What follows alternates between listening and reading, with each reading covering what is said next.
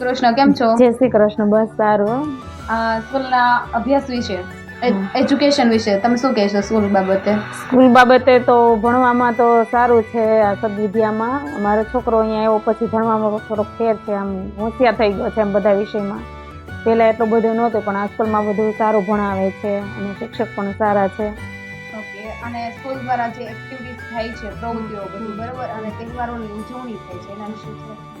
તહેવારની ઉજવણી થાય છે, એમાં ભાગ લે છે એમાં, અને અમે પણ એમાં ભાગ લઈએ છીએ. અને એને અહીંયા એક્ટિવિટી કરવાની એમાં ખૂબ અને ભાગ લેવાની મજા આવે છે, એને ગમે છે, એક્ટિવિટી કરાવે છે એમાં, અને સારો ભાગ લે છે. અમે પણ વાલીઓ પણ ભાગ લઈએ છીએ એમાં.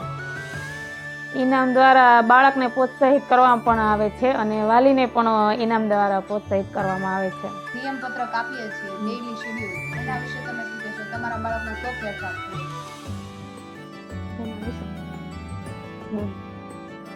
મારા બાળકમાં ઘણો ફેરફાર થઈ ગયો છે, કેમ કે પોતે પોતાની સ્કૂલ બેગ જાતે ભરે છે. સવારમાં ઉઠીને નાહી ધોઈને નાસ્તો જાતે કરી લે છે અને સ્કૂલ બેગ જાતે ભરી લે છે, અને શ્લોક બેસવા પહેલાં શ્લોક બોલી લે છે, અને ઘરેથી સ્કૂલે જાય છે ત્યારે ભગવાનનું નામ લઈને જાય છે, મમ્મી પપ્પાને પગે લાગે છે, અને ખૂબ આવડી ગયું છે સરસ એમાં.